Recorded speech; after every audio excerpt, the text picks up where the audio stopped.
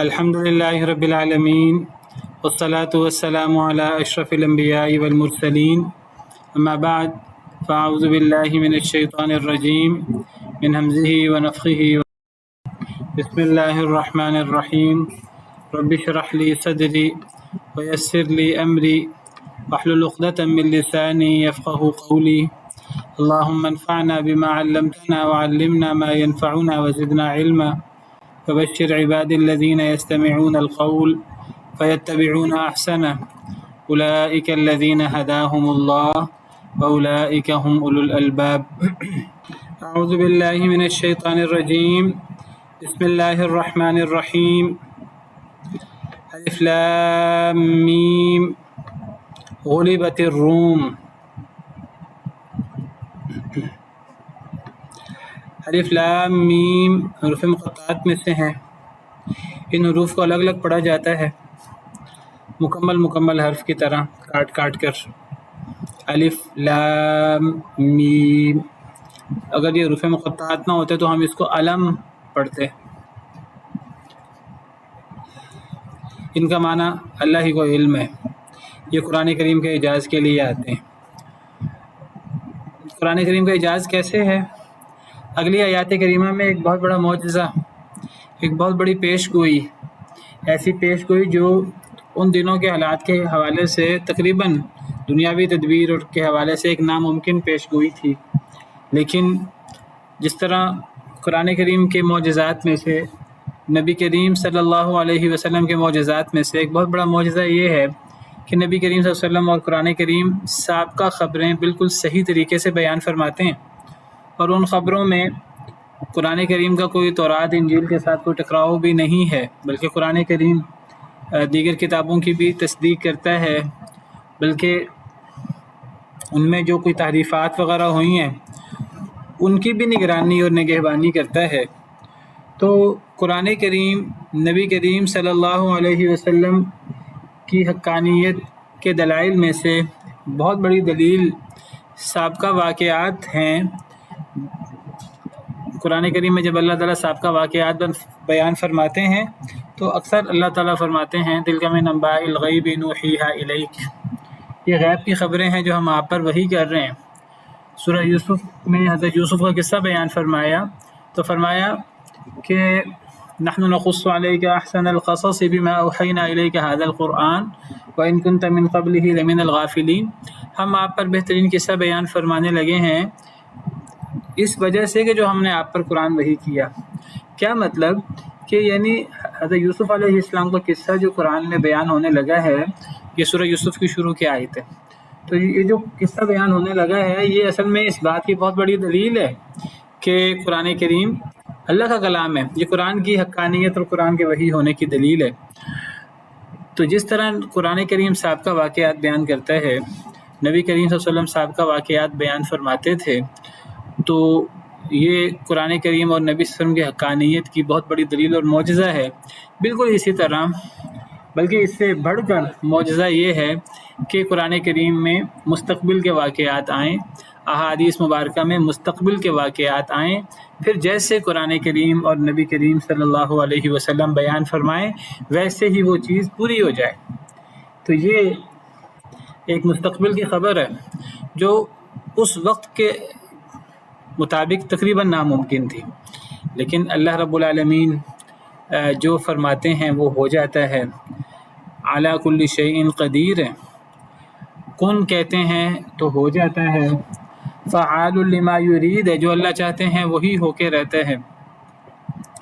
اور اللہ کی طرف سے جب نبی کریم صلی اللہ علیہ وسلم کوئی بات بتائیں مستقبل کی، وہ بھی اسی طرح پوری ہو کر رہتی ہے۔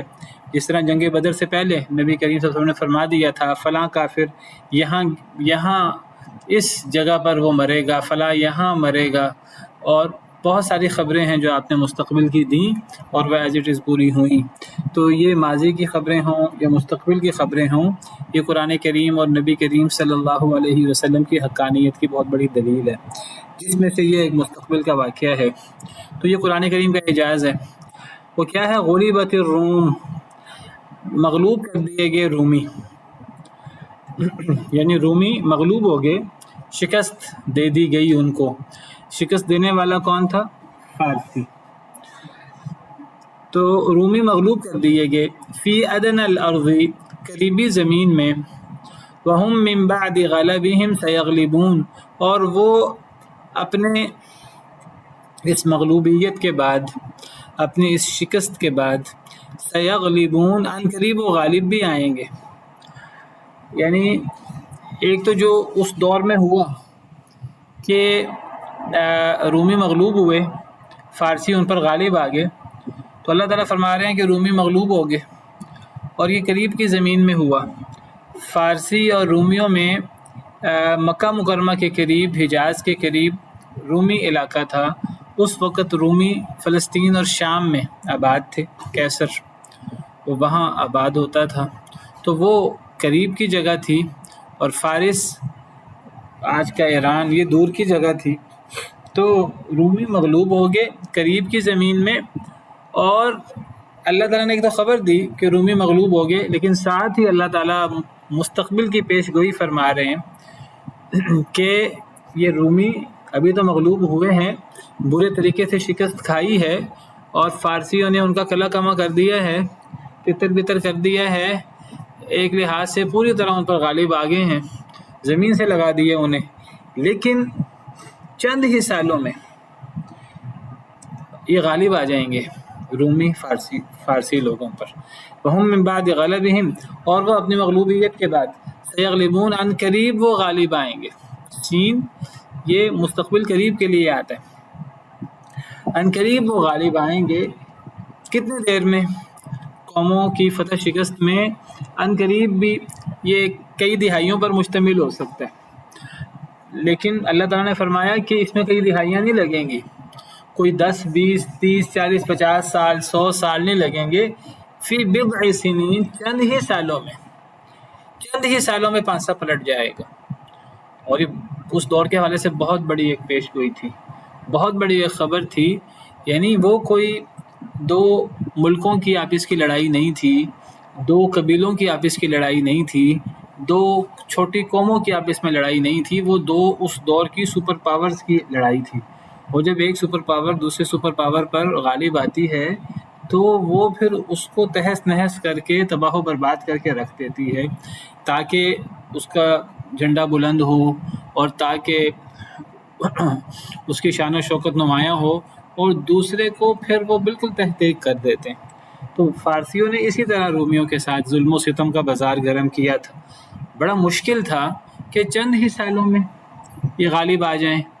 بضع کہتے ہیں عربی زبان میں 3 سے لے کے 9 تک سال کو بضع کہتے ہیں۔ بضع کا اطلاق عربی میں 3 سے 9 سال تک کے درمیان ہوتا ہے۔ عام طور پر اگر ہم اس کا اردو کا معنی کریں تو بضع کا معنی چند ہم کرتے ہیں، یعنی اللہ فرما رہے ہیں کہ وہ اپنے مغلوبیت کے بعد رومی ان قریب وہ غالب آئیں گے، فی بضع سنین، چند ہی سالوں میں، 9 سال کے اندر گویا کہ وہ غالب آ جائیں گے۔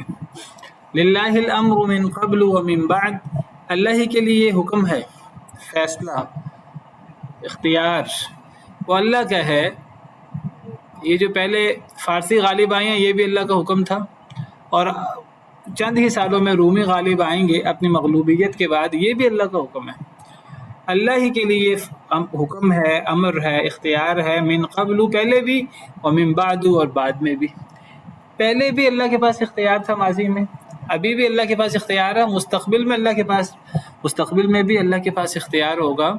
تو مطلب یہ ہے کہ جو اللہ تعالیٰ پیش گوئی کر رہے ہیں، جو لوگوں کو محال لگ رہی ہے، ناممکن لگ رہی ہے اس دور کے تناظر میں، تو یہ کوئی محال پیش گوئی نہیں ہے، یہ اللہ نے صرف خبر نہیں دی، یہ صرف خبر نہیں ہے کہ رومی غالب آ جائیں گے چند ہی سالوں میں فارسی لوگوں پر، یہ اللہ کی خبر نہیں، اللہ کا فیصلہ ہے باقاعدہ۔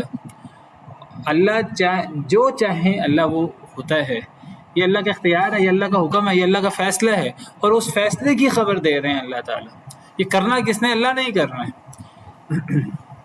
یہ اللہ کا امر کونی ہے، یہ اللہ کا فیصلہ ہے، اور اللہ کے لیے پہلے بھی اختیار تھا، اور اللہ کے لیے آئندہ بھی اختیار اللہ کے پاس ہی ہوگا۔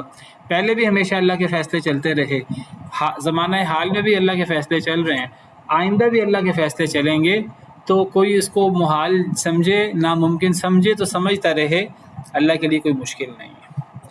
وَيَوْمَئِذٍ اور اس دن یفرح المؤمنون خوش ہو جائیں گے مومن لوگ، بنصر اللہ اللہ کی مدد پر، ینصر من یشاء وہ مدد فرماتا ہے جس کی وہ چاہتا ہے، وَهُوَ الْعَزِيزُ الرَّحِيمُ اور وہ بہت غالب اور بہت رحم کرنے والا ہے۔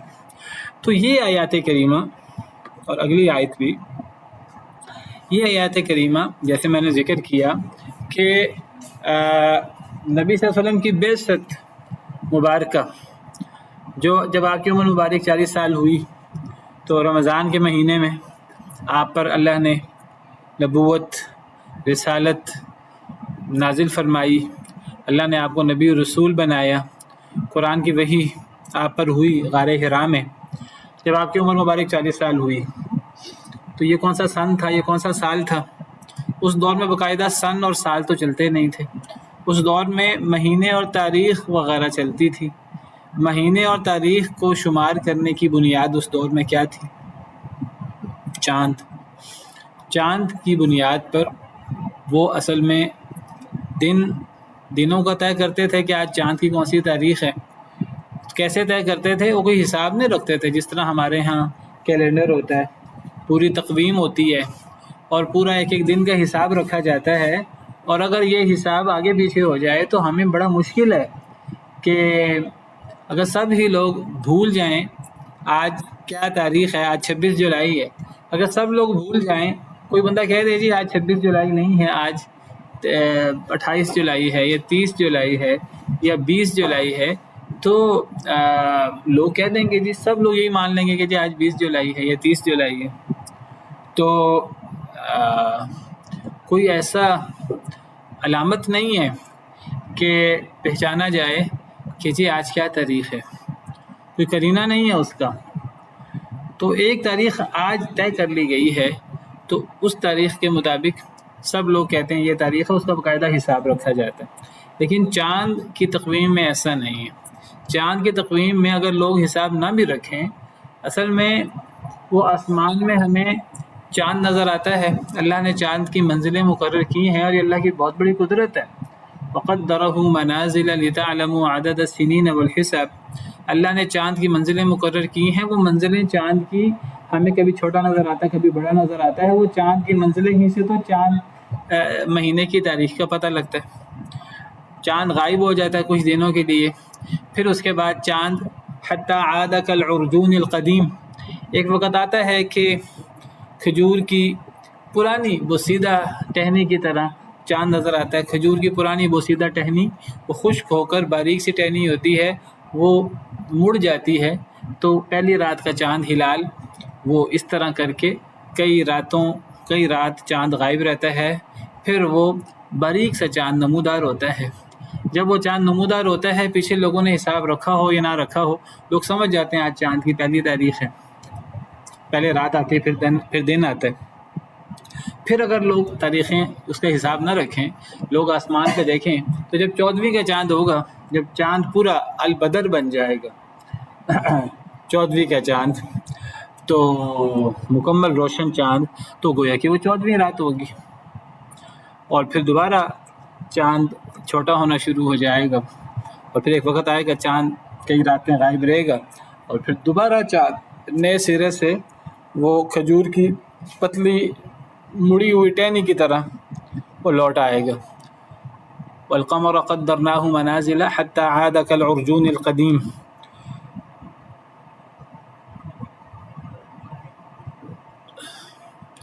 تو اس دور میں لوگ تاریخ تو چاند کے ذریعے جان لیتے تھے، قمری تقویم چلتی تھی کہ تاریخ کیا ہے، دن کیا ہے، چاند سے فیصلہ ہو جاتا تھا، اور جب ایک دفعہ چاند نکل کر دوبارہ ختم ہو گیا، دوبارہ نئے سرے سے ہلال نمودار ہوا، تو گویا کہ ایک مہینہ ہو جاتا تھا، تو مہینے کی بنیاد دن ہے۔ تو چاند سے دنوں کے فیصلے، دنوں کی تاریخ طے ہوتی تھی، اس کا کوئی حساب نہ رکھے وہ چاند کو دیکھ کر لوگ کہتے تھے اب نیا مہینہ چڑھ گیا ہے، اور پھر دنوں سے مہینے طے ہوتے تھے، مہینوں سے سال، لیکن سالوں کو باقاعدہ وہ شمار نہیں کرتے تھے، کوئی انہوں نے سالوں کو کسی واقعے کے ساتھ جوڑا نہیں تھا کہ اب سن 50 چل رہا ہے یا سن 90 چل رہا ہے یا 250 چل رہا ہے یا 490 چل رہا ہے. تو اس طرح کر کے کوئی انہوں نے سالوں کو کسی اہم واقعے کے ساتھ جوڑا نہیں تھا. جس طرح عیسائیوں نے اپنے یہ شمسی سال کو سیدنا عیسیٰ علیہ السلام کی پیدائش کے ساتھ جوڑ دیا. تو عربوں نے اس طرح کر کے چاند کو کسی کے ساتھ نتھی نہیں کیا تھا، جوڑا نہیں تھا. تو سالوں کا حساب نہیں رکھتے تھے وہ لوگ. لیکن عرب لوگ جب انہوں نے یہ بات کرنی ہوتی تھی کہ فلاں واقعہ کس سال ہوا تھا، کئی اہم واقعات تھے جو نبی صلی اللہ علیہ وسلم کے دور میں ہوئے، آپ کی مبارک زندگی میں ہوئے، نبی بننے سے پہلے، نبی بننے کے بعد. اب دن اور تاریخ کا تو لوگ آپس میں حساب کر لیتے تھے چاند کی وجہ سے. سال کا حساب کیسے کرتے تھے؟ سال کا حساب وہ کسی اہم واقعے کے ساتھ کر لیتے تھے. تو میں ذکر یہ کر رہا تھا کہ دنوں کا اور مہینوں کا تو لوگ حساب کر لیتے تھے چاند سے، سال کا حساب لوگوں سے نہیں ہوتا تھا. اب لوگ کیا کرتے تھے کہ کوئی اہم واقعہ ہوتا تو اس واقعے کے ساتھ سالوں کو جوڑ دیتے. جی فلاں واقعے کے 10 سال کے بعد پیش آیا، پھر کچھ عرصے کے بعد وہ کسی اور اہم واقعے سے جوڑ لیتے تھے. اب مثلاً سیلاب آیا تھا اور بیت اللہ گر گیا، بیت اللہ کی تعمیر نو کرنی تھی. اب وہ کس سال ہوا، کیسے پہچانتے تھے؟ تو وہ پہچانتے تھے ایسے کہ ایک ایسا واقعہ ہوا تھا کہ خانہ کعبہ کے ساتھ کہ ابرہہ آیا تھا اور اس نے خانہ کعبہ کو ڈھانے کی کوشش کی. اللہ نے ابابیلوں کو بھیج کر اللہ نے اپنے گھر کی حفاظت کی. تو وہ واقعہ اتنا مشہور تھا عربوں میں، اس واقعے کی وجہ سے قریش کی اہمیت ہوئی، قریش کو پورے عرب میں ایک مقام حاصل ہوا کیونکہ مکہ میں قریش رہتے تھے. تو اس کو عام الفیل کہتے تھے. تو عام الفیل کے ساتھ انہوں نے سالوں کو منسوخ کرنا شروع کر دیا کچھ دیر کے لیے. تو اب نبی صلی اللہ علیہ وسلم کی ولادت طیبہ وہ بھی عام الفیل میں ہی ہوئی تھی. جس سال ہاتھی والا واقعہ ہوا اسی سال نبی صلی اللہ علیہ وسلم بھی پیدا ہوئے. تو اب اس کو 35 سال گزرے، تو عام الفیل کو 35 سال ہوئے، نبی صلی اللہ علیہ وسلم کی عمر 35 سال ہوئی، عمر مبارک آپ کی. تو یہ واقعہ ہوا تھا جب دوبارہ خانہ کعبہ کی تعمیر ہوئی تھی، اور جب آپ کو وہی آپ پر ہوئی اس وقت عام الفیل کو 40 سال ہو چکے تھے، آپ کی عمر مبارک 40 سال ہو چکی تھی. یہ جو واقعہ ہے رومیوں کے مغلوب ہونے کا، یہ کون سا سال تھا؟ یہ آپ کی بعثت ہوئے کوئی 4-5 سال گزر چکے تھے.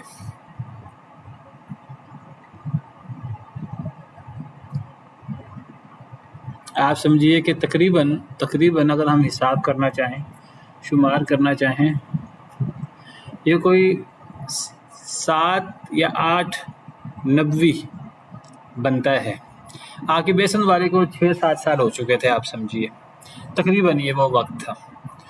تو اس وقت کیا کیفیت تھی؟ جیسے میں نے ذکر کیا 2 سپر پاورز تھیں، ایک رومی اور ایک فارسی. مسلمانوں کی ہمدردیاں اور دلچسپیاں رومی لوگوں کے ساتھ تھیں. رومی عیسائی لوگ تھے اور وہ حضرت عیسیٰ پر ایمان لانے کا دعویٰ کرتے تھے، آخرت پر ایمان لانے کا دعویٰ کرتے تھے، اللہ کو ماننے کی اور اللہ کو ماننے کا دعویٰ کرتے تھے، توحید کا دعویٰ کرتے تھے، شرک سے بچنے کا دعویٰ کرتے تھے. دعوے کی حد تک یہ سارے دعوے کرتے تھے. وہ کہتے تھے ہم پر کتاب اتری، اہل کتاب کہلواتے تھے. تو اس لحاظ سے وہ مسلمان بھی ان پر اب مسلمانوں کا عقیدہ یہ تھا ہم پر قرآن اترا ہے، اب بھی اہل کتاب ہیں، اور مسلمان بھی اللہ کو مانتے تھے اور توحید کے علم بردار تھے، اور مسلمان بھی آخرت پر ایمان رکھتے تھے. تو بہت ساری چیزوں پر یعنی اشتراک تھا مسلمانوں کا اور عیسائیوں کا. تو گویا کہ مسلمان ان کی ہمدردیاں رومیوں کے ساتھ تھیں بنسبت فارسیوں کے. یہ نہیں تھا کہ رومی مسلمان ہوتے ہیں، یہ رومی وہ عیسائی تھے، اور عیسائیت ایک الگ مذہب ہے، ایک الگ دین ہے. لیکن فارسی لوگوں کے بالمقابل فارسی آتش پرست تھے، وہ آگ کے پجاری تھے، آگ کو معبود سمجھتے تھے، اور وہ گویا کہ آخرت کے منکر تھے. آخرت پر ایمان لانے کا دعویٰ نہیں تھا. تو گویا کہ فارسی جو ہیں یہ بہت دور تھے مسلمانوں کے. اچھا، مشرکین مکہ بھی آخرت کا انکار کرتے تھے. کئی چیزوں پر مشرکین مکہ اور فارسی جو لوگ تھے جو آتش پرست تھے ان کی کئی چیزیں آپس میں مشترک تھیں. تو قریش جو ہیں وہ فارسی لوگوں کے ساتھ ان کی ہمدردیاں تھیں، مسلمانوں کی ہمدردیاں رومی لوگوں کے ساتھ تھیں. نہ مسلمان پوری طرح رومی لوگوں کو صحیح سمجھتے تھے، نہ مشرکین مکہ پوری طرح فارسی لوگوں کو صحیح سمجھتے تھے. لیکن دو قوموں میں یا دو سپر پاورز میں مشرکین زیادہ اہمیت فارسی لوگوں کو دیتے تھے، ان کو اپنے قریب سمجھتے تھے نسبتاً، اور مسلمان نسبتاً دونوں میں سے، دونوں سپر پاورز میں سے اپنے زیادہ قریب رومیوں کو سمجھتے تھے. اس کو کہتے ہیں اگر دو دشمن ہیں تو کون سا دشمن زیادہ بڑا دشمن ہے اور کون سا کم دشمن ہے. تو دو مشکل چیزیں ہیں، تو دو مشکل چیزوں میں سے کون سی مشکل کم ہے، اخف الضررین. تو یہ بھی ایک تصور ہوتا ہے.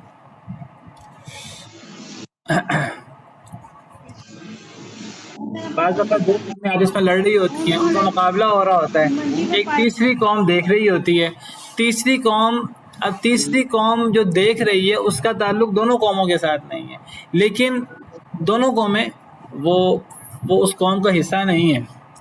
لیکن اب اس تیسری قوم کی دلچسپی دونوں قوموں میں سے کسی ایک قوم کے ساتھ ہوگی. وہ اگرچہ ان کی اپنی قوم نہیں ہوگی لیکن ان کا کوئی وجہ اشتراک ہوگا. اب بعض دفعہ ہمارے ہاں کیا ہوتا ہے کہ ہمارے ہاں ملکوں میں میچز کھیلے جاتے ہیں، سپورٹس ہوتی ہے. ایک تو ہے نا پاکستان کا مقابلہ کسی ملک کے ساتھ ہو، وہاں ہماری ہمدردیاں پاکستان کے ساتھ ہوں گی اپنے ہم وطن ہونے کی وجہ سے. لیکن بعض دفعہ دو ایسے ملکوں میں مقابلہ ہوتا ہے کہ جو ان میں پاکستان کی ٹیم شامل نہیں ہے، لیکن ہماری ہمدردیاں دونوں ٹیموں میں سے کسی ایک ٹیم کے ساتھ ہوتی ہے اور وجہ مناسبت، وجہ اشتراک اس میں کچھ ہوتا ہے. اگر کوئی ایسا ملک ہے جو مسلمان ہے، دوسرا ملک مسلمان نہیں ہے، تو ظاہری بات ہے ہماری ہمدردیاں مسلمانوں کے ساتھ ہوں گی. اگر کوئی ایسا ملک ہے کہ دونوں مسلمان نہیں ہیں تو اس میں بھی ہماری ہمدردیاں کسی ایک کے ساتھ ہو سکتی ہیں کچھ اشتراکات کی وجہ سے. تو یہ کیفیت تھی. مسلمانوں کی ہمدردیاں رومیوں کے ساتھ تھیں، اگرچہ رومی ویسے وہ عیسائی تھے، اور عیسائی بھی مسلمان نہیں ہیں، وہ بھی کافر ہیں، لیکن نسبتاً وہ مسلمانوں کے زیادہ قریب تھے.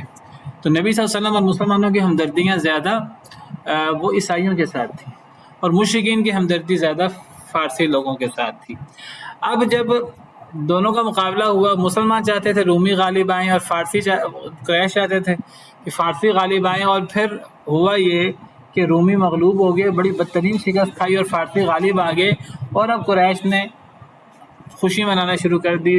پہلے ہی وہ مسلمانوں کو تنگ کرتے رہتے تھے، وہ کہنے لگے دیکھو جس طرح ہم تم پہ غالب ہیں، تم دنیاوی اعتبار سے ہم سے کمزور ہو، ہم سے کم ہو، ہمارے مقابلے میں تمہارے پاس دنیاوی نعمتیں نہیں ہیں، تو دیکھو فارسی لوگ ہمارے عقائد فارسی لوگوں جیسے ہیں، تو وہ غالب آگے رومی پر اور ہم بھی تم پہ غالب ہیں.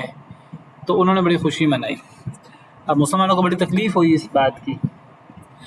تو اللہ تعالیٰ نے قرآن میں یہ بات واقعہ نازل کر دی. اللہ نے فرمایا کہ رومی مغلوب ہو گئے ہیں. ٹھیک ہے، قریب کی سرزمین میں جو فلسطین کی سرزمین میں شام میں رومیوں کا سلطنت تھی، دارالخلافہ تھا، تو وہاں رومی مغلوب ہو گئے ہیں. لیکن اللہ نے ایک تو خبر دی کہ رومی مغلوب ہو گئے ہیں، ساتھ ہی اللہ نے فرمایا کہ ان قریب رومی غالب آئیں گے اپنے مغلوبیت کے بعد. اور کتنی دیر بعد غالب آئیں گے؟ چند ہی سالوں میں. اب سپر پاورز میں ایک سپر پاور بالکل زمین سے لگ جائے، پھر چند ہی سالوں میں وہ غالب آ جائے، ایک بہت بڑی بات ہے، ایک بہت بڑی پیش گوئی تھی جو تقریباً اس دور کے حوالے سے ناممکن تھی. لیکن یہ اللہ کی طرف سے صرف خبر نہیں تھی، صرف پیش گوئی نہیں تھی، یہ تو اللہ کا فیصلہ تھا. کیونکہ پیش گوئی تو کوئی یہ کاہن اور اس قسم کے لوگ کرتے ہیں، تو وہ فیصلہ تو کسی اور کا ہوتا ہے. تو اللہ تعالیٰ کی جو پیش گوئی تھی وہ اللہ کی پیش گوئی بھی تھی اور وہ اللہ کا فیصلہ بھی تھا. اس لیے آگے وضاحت آ گئی کہ کوئی اس پیش گوئی کو ہلکا نہ سمجھے. کوئی یہ نہ سمجھے کہ اس پیش گوئی غلط بھی ہو سکتی ہے، یہ اللہ کی پیش گوئی ہے، مستقبل کی خبر ہے، اور یہ اللہ کا فیصلہ ہے۔ پہلے بھی اللہ کا فیصلہ چلتا تھا، ابھی بھی اللہ کا فیصلہ چل رہا ہے۔ اللہ کے حکم سے ہی فارسی رومیوں پر غالب آئے ہیں، اور ان قریب مستقبل قریب میں رومی اپنی مغلوبیت کے بعد فارسی لوگوں پر غالب آ جائیں گے، اور ایسا چند سالوں میں ہوگا، اور یہ اللہ کا فیصلہ ہے۔ للہ الامر من قبل ومن بعد، چند سالوں میں۔ اور جس دن یہ کام ہوگا اس دن مومن خوش ہوں گے، جس طرح آج قریش خوش ہیں، اس دن مومن خوش ہوں گے، کیونکہ رومی غالب آئیں گے، کہ مسلمانوں کی ہمدردیاں رومی لوگوں کے ساتھ تھی۔ اچھا، اب جب یہ واقعہ ہوا تو قریش، جب یہ رومی مغلوب ہوئے، قریش نے بڑی خوشیاں منائیں، شادیانے منائے، اور پھر قریش نے بڑی باتیں بنائیں مسلمانوں کو۔ تو اب مسلمانوں کی طرف سے پیش سیدنا ابو بکر صدیق، نبی صلی اللہ علیہ وسلم کے یار غار اور آپ کے قریبی ترین ساتھی، سب سے پہلے ایمان لانے والے مردوں میں۔ تو حضرت ابو بکر صدیق کی ابو جہل کی آپس میں ٹکراؤ ہوا، بات چیت ہوئی، تو سیدنا ابو بکر صدیق کہنے لگے تم اتنا خوش نہ ہو، تم کہہ رہے ہو کہ جی فارسی غالب آ گئے، اور ہم بھی دیکھو تم پہ غالب ہیں، یہ 5 سالوں کے اندر اندر رومی غالب آ جائیں گے۔ سیدنا ابو بکر صدیق کا ایمان تھا، تمام مسلمانوں کا ایمان تھا قرآن پر۔ حضرت ابو بکر صدیق چونکہ پیش تھے مسلمانوں کی طرف سے، انہوں نے ابو جہل سے یہ شرط باندھ لی، انہوں نے کہا کہ 5 سالوں کے اندر اندر رومی غالب آ جائیں گے۔ ابو جہل کہنے لگا یہ ممکن ہی نہیں ہے۔ ابو بکر صدیق کہنے لگے اللہ کا، یہ ہمارے رب نے ہم پر وحی کی ہے، تو یہ رومی غالب آ جائیں گے۔ تو نبی صلی اللہ علیہ وسلم کو پتہ لگا اس واقعے کا، آپ نے فرمایا 5 سال کی جو تم نے بات کی ہے ابو جہل سے، 5 سال کی بات ٹھیک نہیں ہے، کیونکہ فی بضع سنین، بضع یہ 5 سال تک نہیں ہوتا، یہ 9 سال تک جاتا ہے۔ آپ نے فرمایا یہ شرط میں بہتری کر لو، اصلاح کر لو، یہ 5 سال کی بات نہ کرو، تو یہ زیادہ سال بھی ہو سکتے ہیں۔ اللہ نے 5 سال کی پابندی نہیں لگائی، کیونکہ جیسے میں نے ذکر کیا بضع کا مطلب عربی زبان میں 3 سے 9 سال تک ہوتا ہے۔ تو آپ نے فرمایا کہ اس کو بڑھا لو، اس مدت کو، تو سیدنا ابو صدیق نے مدت بڑھا لی پہلے ہی، تو کہا چند ہی سالوں میں 9 سال کی مدت مقرر کر دی۔ اللہ کا کرنا ایسا ہوا کہ 7 سال کے بعد، 7 سال کے لگ بھگ، اس کے بعد 7 سال کے اندر اندر رومی غالب آ گئے۔ تو اللہ تعالیٰ خبر دے رہے ہیں، اور یہ اللہ کا فیصلہ بھی ہے کہ چند ہی سالوں میں رومی مغلوب ہونے کے بعد غالب آ جائیں گے، اور ایسا چند ہی سالوں میں ہوگا۔ اور یہ صرف اللہ کی خبر نہیں ہے، یہ اللہ کا حکم بھی ہے، پہلے بھی اللہ کا حکم چلتا تھا، آئندہ بھی اللہ کا حکم چلے گا، اور جس دن یہ ہوگا اس دن مومن خوش ہوں گے بنصر اللہ، اللہ کی مدد پر مومن خوش ہوں گے۔ مفسرین نے غور کیا مومن خوش ہوں گے سے کیا مراد ہے؟ کیا مومنوں کو صرف ایک خوشی ہوگی کہ جن کے ساتھ ہماری ہمدردی ہیں رومی، وہ اب غالب آ گئے ہیں، اور یہ جو مشرکین ہمیں باتیں بناتے تھے اب مشرکین کو ہم باتیں بنائیں گے؟ نہیں، مومنین کی خوشی کی وجہ صرف رومیوں کا غالب آنا نہیں ہوگا، رومی تو غالب آئیں گے ہی آئیں گے، اور مومنوں کی ہمدردیاں نسبتاً فارسی لوگوں کے رومیوں کے ساتھ ہیں، وہ رومیوں کی فتح پر تو وہ خوش ہوں گے ہی ہوں گے، مومنوں کو خود بھی اللہ کی مدد حاصل ہوگی، مومنوں کو اس زمانے میں یا اس وقت خود بھی غلبہ حاصل ہوگا۔ اس دن مومن خوش ہوں گے اللہ کی مدد پر، اللہ کی مدد۔ اب رومی اگر غالب آ جائیں تو یہ تو صرف مسلمانوں کی ایک ذہنی خوشی تھی، اس میں مسلمانوں پر اللہ کی مدد کیا تھی؟ تو گویا کہ یہ جو ہے نا اس دن مومن خوش ہوں گے اللہ کی مدد پر، گویا کہ جب یہ رومیوں کے غالب ہونے کا واقعہ ہوگا چند ہی سالوں میں، تب ایک ایسا واقعہ بھی ہوگا جس میں مومنوں پر اللہ کی خاص مدد ہوگی، اور مومن بھی عملاً مشرکین پر غالب آئیں گے۔ بعض مفسرین کا یہ کہنا ہے، بعض مفسرین کہتے ہیں صرف رومیوں کی فتح کی خوشخبری ہے، بعض کہتے ہیں نہیں، رومیوں کی فارسیوں پر فتح کی پیش گوئی بھی ہے، اور ساتھ اللہ کی مسلمانوں کو ایک ڈائریکٹ مدد حاصل ہوگی انہی ایام میں، اسی دن یا انہی ایام میں، یہ اس کی پیش گوئی بھی ہے۔ اور وہ کیا ہے؟ وہ ہے بدر کی فتح۔ گویا کہ جب رومی فارسیوں پر غالب آئیں گے تو انہی ایام میں بدر کا واقعہ ہوگا، اور بدر میں جو پہلی جنگ ہوگی مسلمانوں اور کافروں کی، یوم الفرقان، اس میں مسلمان بھی کافروں پر غالب آئیں گے، اللہ کی مدد عملاً مسلمانوں کو حاصل ہوگی فرشتوں کے ذریعے یا جیسے بھی۔ تو گویا کہ یہ جو 7 سالوں کے بعد یہ رومی غالب آئے اللہ کی پیش گوئی کے مطابق، جو اللہ کا فیصلہ بھی تھا اس کے مطابق رومی فارسی لوگوں پر غالب آئے، اس دن مومنوں کو عملاً بھی اللہ کی مدد حاصل ہوگی بدر کی فتح کی صورت میں۔ تو گویا کہ اگر یہ رومیوں کی فتح کا واقعہ یہ بدر کے قریب قریب ہے اور یہ 7 سال کے بعد ہے، تو گویا کہ فارسی جو غالب آئے تھے وہ کب غالب آئے؟ بدر کا واقعہ کب ہوا ہے؟ 2 ہجری میں، 2 ہجری میں رمضان میں۔ 2 ہجری میں اگر یہ ہوا ہے تو 2 ہجری کو نبی کریم صلی اللہ علیہ وسلم کو نبی بنے ہوئے، مبعوث ہوئے ہوئے کتنے سال ہو چکے تھے؟ 2 ہجری، اس کا تعلق ہجرت کے ساتھ ہے۔ تو گویا کہ ہجرت، تو جب آپ مدینہ میں آئے تو ہجرت ہوئی نا، تو مکہ میں آپ کتنے عرصہ رہے ہیں؟ 13 سال؟ 10 سال نہیں، 13 سال، 13 سال مکہ میں رہے ہیں۔ تو 2 ہجری کا مطلب ہے کہ آپ کی نبوت کو 15 سال گزر چکے تھے۔ تو اس کا مطلب یہ ہوا کہ اگر آپ کی نبوت کے 15ویں سال اگر بدر کا واقعہ ہوا ہے تو اس سے 7 سال پہلے وہ نبوت کا کون سا سال بنتا ہے؟ وہ 7 ہجری، 7 نبوی یا 8 نبوی بنتا ہے، 7 یا 8 نبوی بنتا ہے، ٹھیک ہے؟ تو یہ واقعہ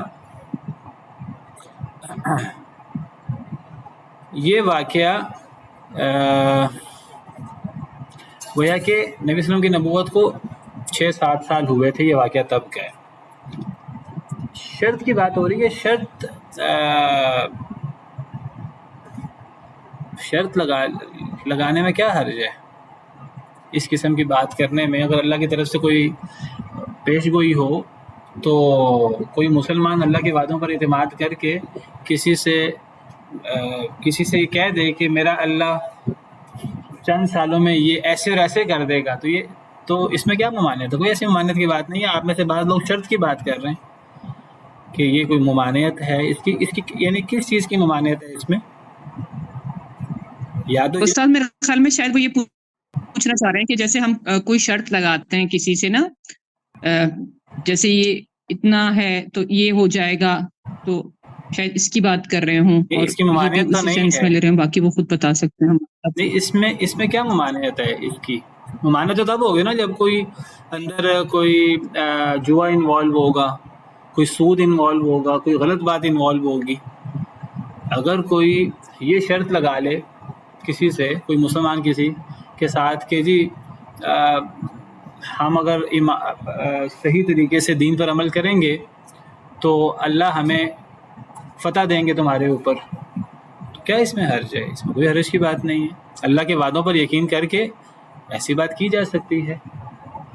سیدنا ابوبکر صدیق نے جو بات کی تھی ابو جہل سے اللہ کے وعدوں پر یقین کرتے ہوئے، انہوں نے 5 سال کی بات کی تھی۔ نبی صلی اللہ علیہ وسلم نے فرمایا 5 سال کی بات نہ کرو، بضع سنین میں تو زیادہ سال بھی ہو سکتے ہیں۔ تو ابو صدیق نے بعد میں پھر وہ 5 سال سے معاملہ بڑھتا تو پھر سیدنا ابوبکر صدیق کو شرمندہ ہونا پڑتا، اور قرآن نے تو 5 سال کی بات کی ہی نہیں تھی، تو اس مدت کو بڑھا دیا گیا، پہلے بڑھا دیا گیا، اور پھر جب مدت بڑھا دی گئی تو اس مدت کے اندر یہ پیش گوئی پوری ہو گئی۔ اور یہ قرآن کا بہت بڑا معجزہ ہے، قرآن کی حقانیت کی، نبی صلی اللہ علیہ وسلم کی، یہ قرآن کی حقانیت کی بھی بہت بڑی دلیل ہے، اور نبی صلی اللہ علیہ وسلم کی حقانیت کی بھی بہت بڑی دلیل ہے، کیونکہ قرآن نبی صلی اللہ علیہ وسلم پر اترا ہے۔ اگر نبی صلی اللہ علیہ وسلم سچے ثابت ہو جائیں تو قرآن آٹومیٹک سچا ثابت ہو جاتا ہے، کیونکہ نبی صلی اللہ علیہ وسلم کا فرمان ہے کہ یہ اللہ کا مجھ پر وحی ہے۔ الحمدللہ۔ اور اگر قرآن سچا ثابت ہو جائے تو آٹومیٹک نبی صلی اللہ علیہ وسلم کی حقانیت ثابت ہو جاتی، کیونکہ قرآن کہتا محمد الرسول اللہ۔ قرآن بار بار نبی صلی اللہ علیہ وسلم کے نبی ہونے کی بات کرتا ہے، یا ایھا النبی یا ایھا الرسول۔ الحمدللہ۔ یہ بہت بڑی دلیل ہے اسلام کی حقانیت کی۔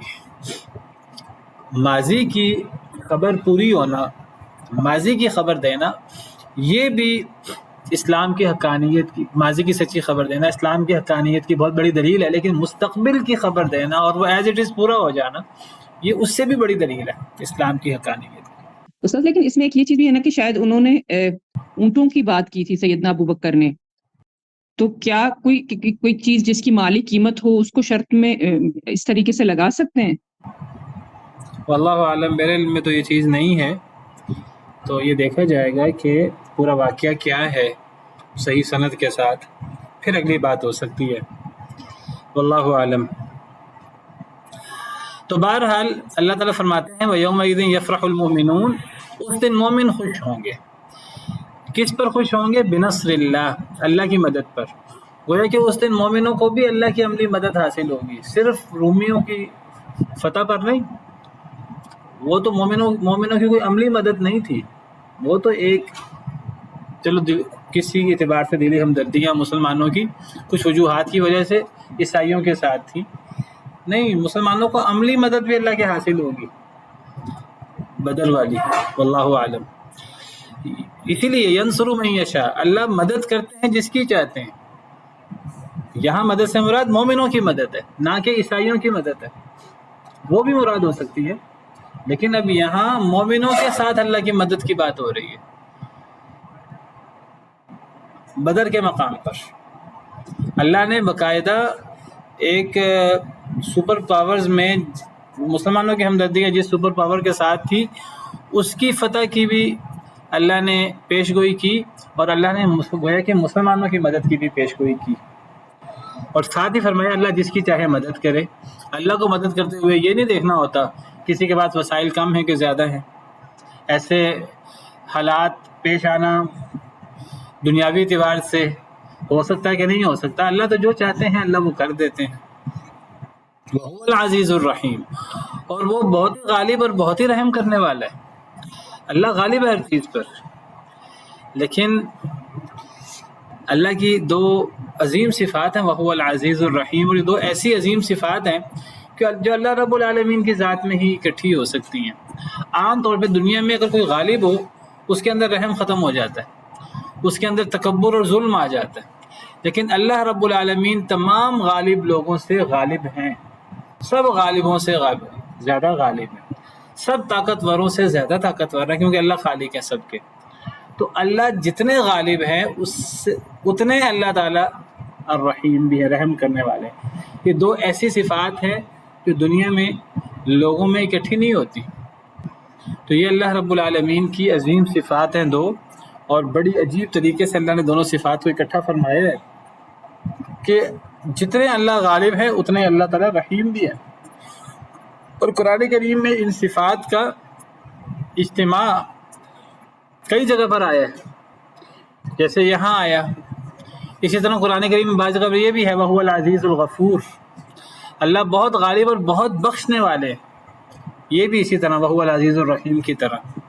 اسی طرح سورہ شعراء میں ہم نے پڑھا تھا پیچھے، اور میں نے تب بھی وضاحت کی تھی، وہاں بار بار ان فی ذلک لآیہ وما کان اکثرهم مؤمنین وان ربک لہو العزیز الرحیم، وہاں یہ آیت بار بار اس کا تکرار ہوتا ہے۔ تو یہ اللہ تعالیٰ کی دو عظیم صفات کا اجتماع ہے۔ عام طور پر لوگوں میں غلبے کے ساتھ رحم نہیں ہوتا، غلبہ ہو تو رحم ختم ہو جاتا ہے، رحم ہو تو غلبہ نہیں ہوتا۔ اللہ رب العالمین سب سے غالب بھی ہیں اور سب سے زیادہ رحم بھی کرنے والے ہیں۔ اللہ غالب ہیں ہر ایک پر، تو کوئی اللہ کا مقابلہ نہ کرے، لیکن ساتھ ہی بتائے رحم کرنے والے ہیں۔ کیا مطلب؟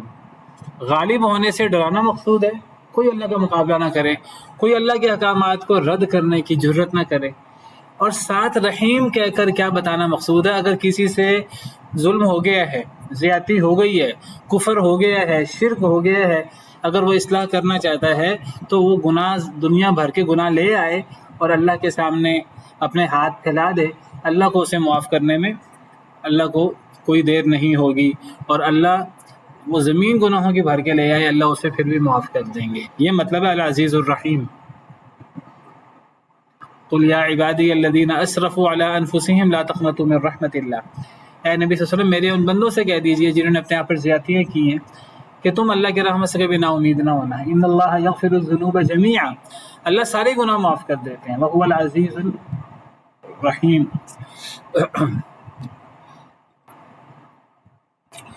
تو اللہ تعالیٰ سب سے بڑھ کر غالب ہیں اور اللہ سب سے بڑھ کر معاف بھی کرنے والے ہیں، درگزر بھی کرنے والے ہیں. فرمایا وعد اللہ، یہ اللہ کا وعدہ ہے. کوئی بندہ اس میں شکوک و شبہات میں مبتلا نہ ہو، پتہ نہیں ایسا ہوگا کہ نہیں ہوگا. اللہ کا وعدہ ہے ایسا ہوگا. رومی بھی غالب آئیں گے چند ہی سالوں میں، اور مسلمانوں کے ساتھ بھی اللہ کی مدد ہوگی. لا یخلف اللہ وعدہ، نہیں اللہ تعالیٰ خلاف ورزی کرتے اپنے وعدے کی. یہ اللہ کا وعدہ ہے. اللہ اپنے وعدے کی کبھی خلاف ورزی نہیں کرتے. اللہ تو وعدے کے بغیر بھی بات کریں، اللہ سے بڑھ کر سچی بات کس کی ہوتی ہے. یہاں تو اللہ نے وعدہ کر دیا ہے اور اللہ کبھی بھی اپنے وعدے کی خلاف ورزی نہیں کرتے. وَلَٰكِنَّ أَكْثَرَ النَّاسِ لَا يَعْلَمُونَ، لیکن اکثر لوگ جانتے نہیں. کیا مطلب اکثر لوگ جانتے نہیں؟ یعنی اکثر لوگ اللہ کے وعدوں پر ایمان نہیں رکھتے، یقین نہیں رکھتے. کون اکثر لوگ؟ کافر لوگ، منافق لوگ، اور اللہ معاف کرے اپنے آپ کو بہت سے مسلمان کہنے والے بھی اللہ کے وعدوں پر یقین نہیں رکھتے. گویا کہ اللہ کے وعدوں پر یقین نہ رکھنے والے نہ صرف یہ کہ وہ اللہ کے وعدوں کے بارے میں شکوک و شبہات میں مبتلا ہیں، بلکہ وہ سب سے بڑے جاہل ہیں. اللہ ان کو لا علمی کی بات کر رہے ہیں، وہ لا علم ہیں، جاہل ہیں.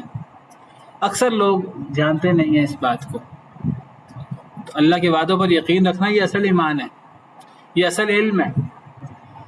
اور اللہ کے وعدوں پر یقین نہ رکھنا یہ جہالت ہے اصل میں، بہت بڑی نادانی ہے. یعلمون ظاہرا من الحیات الدنیا، وہ جانتے ہیں ظاہری دنیاوی زندگی کی ظاہری باتیں یہ لوگ بہت جانتے ہیں. یہ کافر، مشرک، منافق قسم کے لوگ دنیا کے بارے میں بڑا جانتے ہیں. دنیا اور دنیاوی امور میں، تجارت میں اور اپنے فائدے میں ان سے بڑھ کر کوئی عقل مند نہیں ہے. وَهُمْ عَنِ الْآخِرَةِ هُمْ غَافِلُونَ، لیکن آخرت سے وہ غافل ہے. یعنی اللہ تعالیٰ گویا کہ ان کی حالت پر تبصرہ کر رہے ہیں، طنز کر رہے ہیں ان پر. اللہ فرماتے ہیں دیکھو یہ کتنے عقل مند لوگ شمار ہوتے ہیں دنیاوی اعتبار سے. ان کو دنیا میں اپنے فائدے کا بڑا پتہ ہے، کہ دنیاوی اعتبار سے بہت تیز ہیں، لیکن آخرت کے بارے میں بالکل بے وقوف ہیں. آخرت کا انکار کر رہے ہیں، آخرت کو نہیں مان رہے، حالانکہ دنیا اور آخرت کا کوئی مقابلہ ہی نہیں ہے. ان کو تو اگر یہ عقل مند ہیں تو ان کو آخرت کی تیاری کرنی چاہیے، ان کو آخرت کے لیے محنت کرنی چاہیے، ان کو آخرت کو جاننا چاہیے، آخرت پر ایمان لا کر آخرت کے لیے تیاری کرنی چاہیے. لیکن یہ آخرت سے غافل ہے، دنیا کو بڑا جانتے ہیں. اور دیکھیے کفار کے بارے میں، کفار اپنے دنیاوی معاملات میں کتنے عقل مند ہوتے ہیں، ظاہراً کتنے تجربہ کار ہوتے ہیں، لیکن اتنے ہی وہ آخرت سے بے بہرا اور آخرت کے مقابلے میں وہ انکار کرنے والے آخرت کا. حالانکہ اصل زندگی آخرت کی ہے، اور آخرت کی دنیا کی تو کوئی حیثیت ہی نہیں ہے آخرت کے مقابلے میں. دنیا تو آخرت کے مقابلے میں ایک پل بھی نہیں ہے. پانی کے بلبلہ کی حیثیت بھی نہیں ہے دنیا کی آخرت کے مقابلے میں. اور آخرت کتنی بڑی حقیقت ہے. وَإِنَّ الدَّارَ، دنیا تو کھیل اور تماشا. اصل آخرت اس اعتبار سے، دوام کے اعتبار سے اور نعمتوں کی کثرت کے اعتبار سے، تو آخرت اصل زندگی ہے. وَإِنَّ الدَّارَ الْآخِرَةَ لَهِيَ الْحَيَوَانُ. تو یہ دنیا جیسی حقیر چیز کے تو بڑے یہ متلاشی ہیں اور اس کو بڑا جانتے ہیں، لیکن آخرت کو یہ لوگ نہیں جانتے، یا آخرت سے یہ لوگ غافل ہیں. سبحان ربک رب العزت عما یصفون وسلام علی المرسلین والحمد للہ رب العالمین.